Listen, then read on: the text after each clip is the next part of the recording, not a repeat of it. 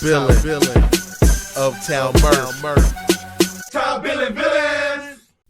Yo, big shout outs to the folks over at BetUS for sponsoring this video. Much love to those folks. Now listen, just from the integrity of the game standpoint, I'm going to say that I'm not a happy camper here with this injury to Unchenna Nwosu. The game of football is already tough. There's an unwritten rule of being able to take care of the next man on the field, even within a violent and bloody sport, a gladiator sport like football. You do not launch at someone's knees. You will have people who will say that I've heard plenty of times, I'd rather you ding me in the head, right, which comes with ramifications down the line in life, than for you to launch and potentially end my career going low, going below the belt. No diddy. So on a play like this, you have obviously what you're going to have here is the bones, right? A bluff of a counter O. This is poor by my man Wyatt Teller. Wyatt Teller is actually a very good player. This is boneheaded. Now, we'll talk about that here in a second, but let's diagram this out. What you're going to get is that back to the basket play action fake by my man Jameis Winston here on a half moon rollout. So you get kind of what they're going to bluff like is going to be a run play. They do a good job of that, but you'll get pretty much almost slide protection, right? Sliding out. But it's an influence, right? You're going to pull Wyatt Teller here to the edge. He's going to get the first thing smoking, which is Unchenna Nwosu. But coming off of that, right? Let me clear this out right here. Coming off of that, you still get the running back here who also is pitching in with pass protection. So if you're Wyatt Teller and you're getting the first thing smoking, where's your aiming point?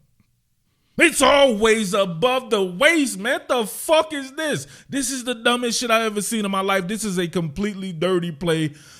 And if I'm on a team and this happens to my man, I'm sorry, man. I'm going to have to find Wyatt Teller somehow, some way. It's going to be retribution and restitution. Check this out. This is not dirty. Look at this. He launches right at his knee.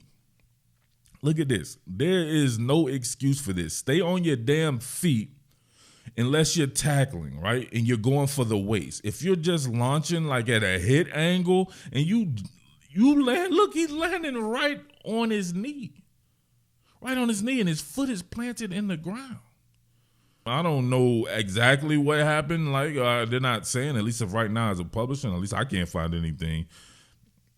You could have tore every ligament in this dude's knee in a fucking preseason game. In a preseason game. This is dress rehearsal. I don't give a damn if it's preseason practice, joint practice, none of that. This should never go on. This should never go on. Look at this. He launches right at his knee, man. If I know the players on the field didn't see that or whatever till probably in the locker room after the game or whatever like that, but I don't know, something in me, man. If Wyatt Teller and those guys are still out there in the locker room, I'm coming to find him. I'm going to get a fine or suspension or something like that. I'm going upside his dome piece, right? Like Jerome's niece, like my man Nas said back in the day, right? For sure. But man, beyond that, I thought when they traded Darrel Taylor, I hadn't done anything on that. I thought that was a little bit premature. To me, it didn't even really make sense. I guess you want to get something for him. You're going to let him go after the season anyway. But man, suppose what you got out of this guy who was a natural pass rusher, to me, the most natural pass rusher on the entire team, suppose you got somewhere close to 8-9 sacks from him, right? Just having him do what he does, not necessarily needing him on base downs, was having him come in like we saw in the preseason here when they was running with three edges at the same time. And I saw where they traded for former Bear, former Titan, former Jag, Travis Gibson, and your man John Schneider making chicken salad out of chicken shit. Having to send back a late round draft pick. It would be ironic if that late round draft pick was what they acquired from sending off your man Darrel Taylor. So I know they wish they could have that one back there, but man, it could be much worse. Travis Gibson has played some decent football in the NFL as far as an edge player goes. Now, we'll see how quickly he can acclimate to a Mike McDonald scheme and seeing what he contributes there. But man, he's a pretty talented guy in his own right. He had a really good season, or really kind of a breakout season a few years ago. Hadn't really followed up on that there.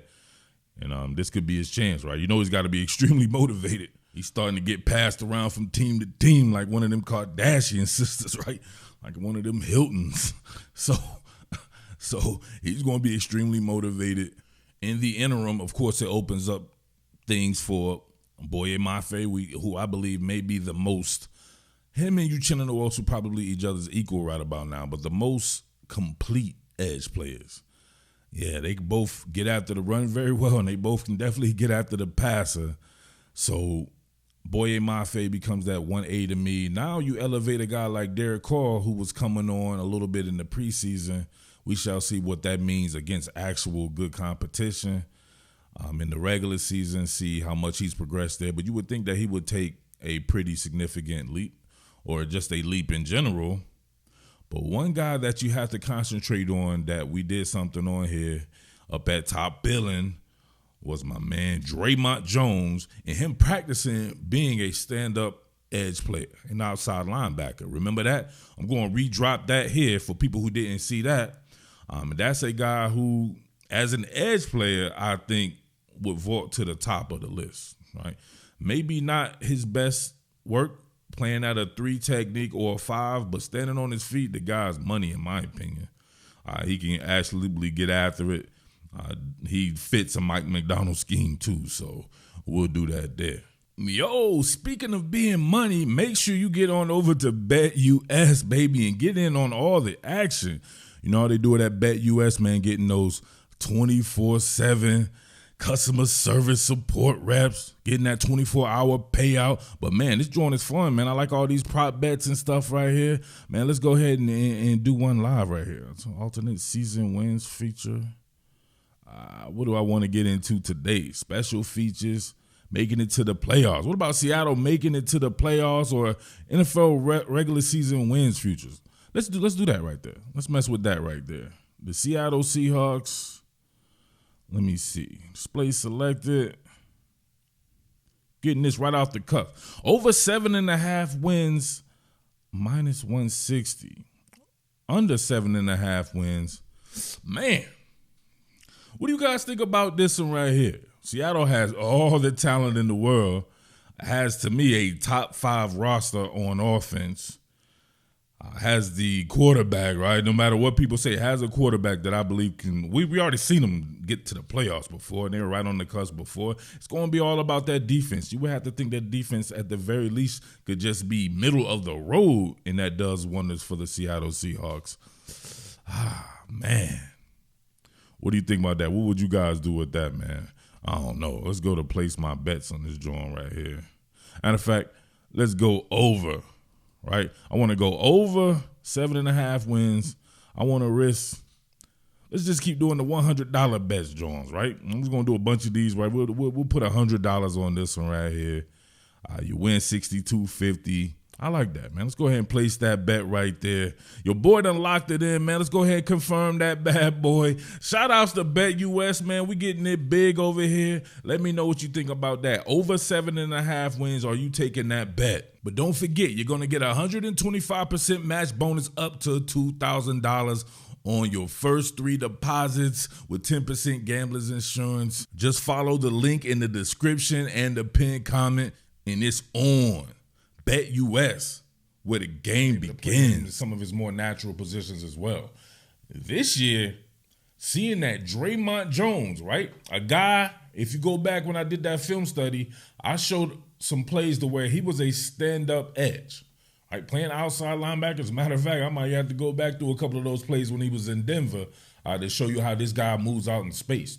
Well, obviously, it appears that he's training to be an edge player, which is kind of weird to me, considering the makeup of the roster. But if you're trying to get the best out of Dre'Mont Jones, I think that's a great way to do that, because he may just be one of these guys who needs to operate in a little bit more space. He's very, very athletic, he's very dynamic with the rush, right? He has a great move list, and some of the moves that he does, man, does require a little bit of space. So rolling that training video, seeing him right there working on some of the loop tactics, running the arc, Being able to drop back in coverage, change your angles right on the back pedal, working on the slide, all kinds of stuff, man. Dre'Mont Jones is just a football player. You have to give it up for guys who are just football players, man. And Dre'Mont Jones is that. So put him out there, right, with a Unchenna Nwosu. Obviously, you have to take into account the guys that they got up front.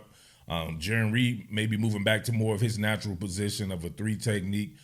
You got big Leo Williams who can play everything from a shade all the way out to a 5 technique. Hell, in a pinch, you could stand him up. He's that athletic, but definitely more of a 5 technique type.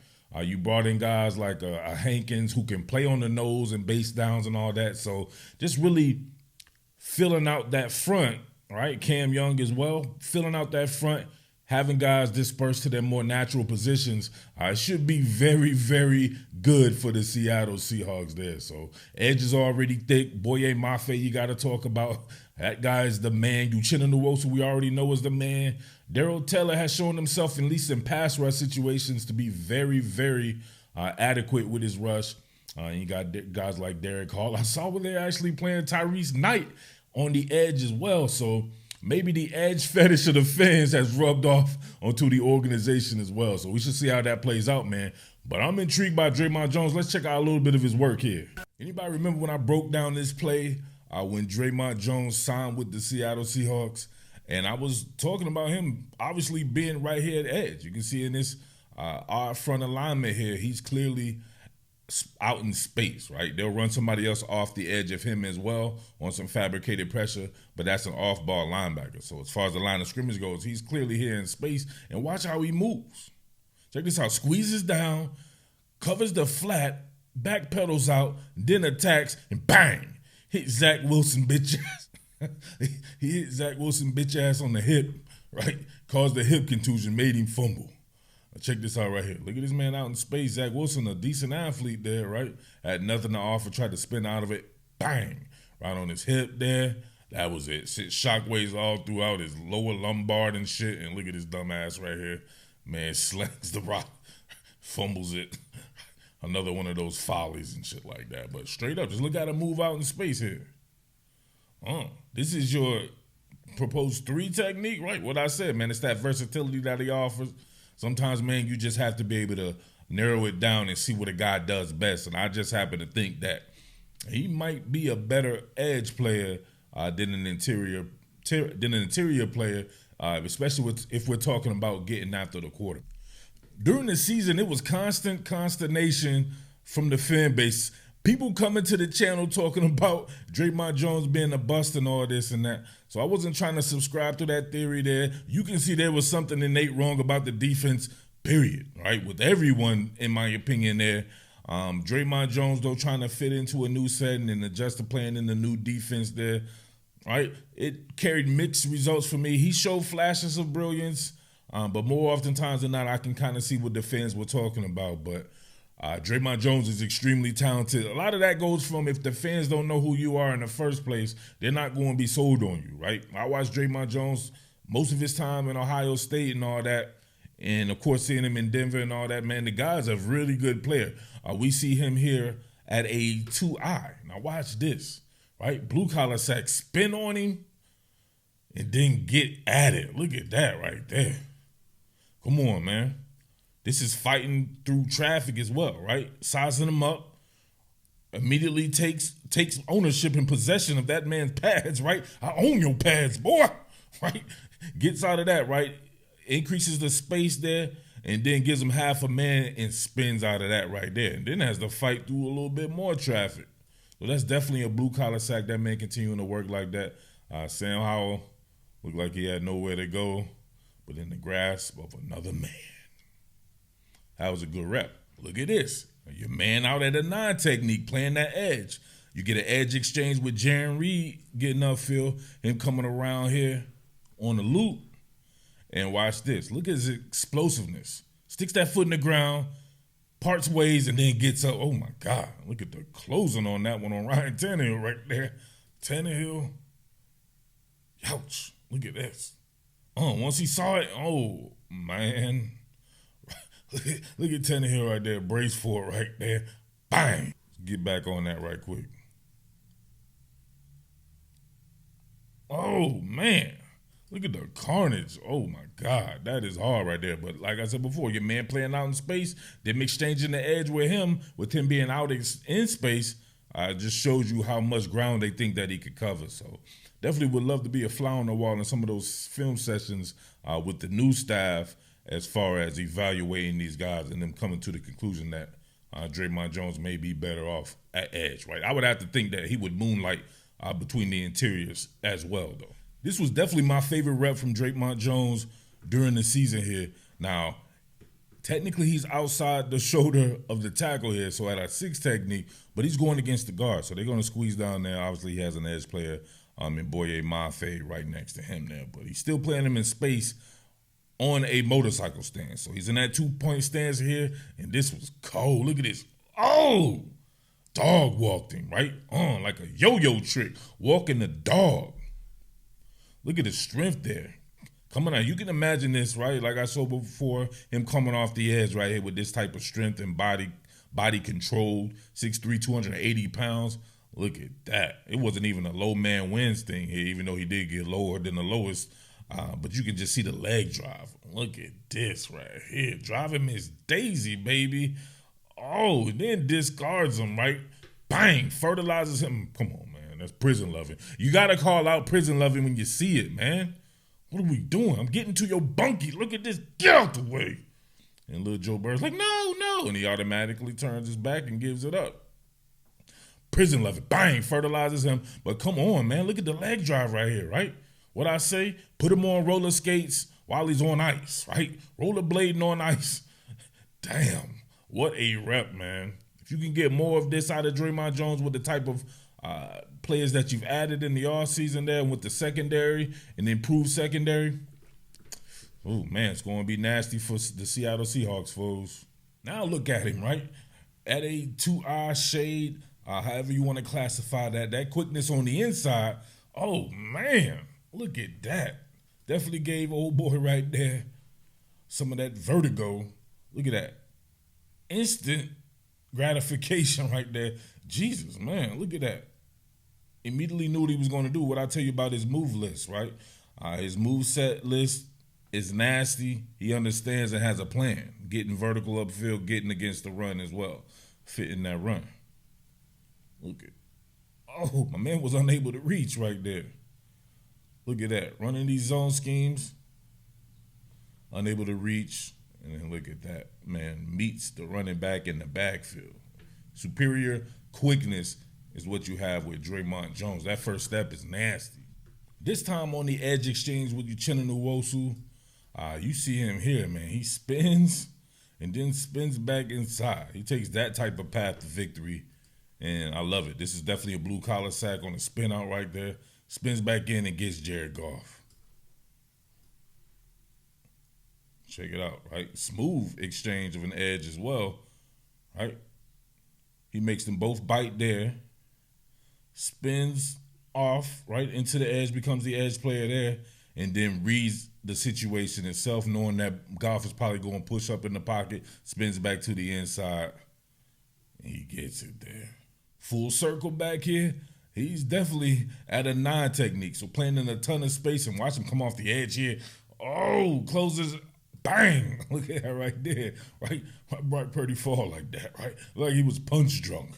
My man coming on the edge right here, looking like he's going to run that loop, sends him up in his chest, shows that power. That man has some severe power right there. Disengages Brock Purdy on the clutch, and then bang, you saw that right there, right? Matter of fact, that was a bink. Binked him right on the side of his dome, right to the temple right there. And he's like, I'm good, coach. I'm good, coach. Then he falls. He's like, actually, I don't think I'm good, coach. I'm concussed. Bang. Fertilizes his own self right there, right? Just off the power of getting hit in the temple. Look at this. Look, your boy Dre'Mont Jones has a lot to his game. Like I said when he was signed, playing him all up and down the guitar string. Maybe get him to focus on a singular position, continuing to come off the edge, get those edge reps there, and he can be a viable player, which he already is for the Seattle Seahawks. I'm telling you, the man is extremely talented, so I have no qualms about that man will have himself a good season relative to where they are with Seattle, right? There's a lot of bodies there. Some people just not going to get enough playing time, right? You keep adding people and adding people. People have to play, and to get to really establish yourself, man, you need those reps to get in that rhythm. So I'm not so sure what that means for a guy like Dre'Mont Jones, right? Being pushed more to the exterior, but he can have some really good results there. But it's just so damn thick at that position, right? No Diddy. So let me know what you think about your boy Dre'Mont Jones being pushed to the exterior right there in the comment section, man. And let me know how you think that'll work out right there. I know a lot of you people were down on him, but we shall see. All right, it's your boy Jersey Murf as always, man. Tip your waiter. Your boy stays serving that hibachi. Hit that thanks button right there. You guys see it there. Don't pretend like you don't, all right? With that being said, shout outs to everybody out in the West Coast that be living the content, man. All my people out up in Canada, up in, of course, the state of Washington, Seattle, and some of the bordering states there, man. Shout outs to the people out in Oregon and Northern California, too. Y'all be tapping in talking about the Seahawks, too. All right, salute. Top Billin of Town Murf. Top Billin. What more can I say? Top Billin.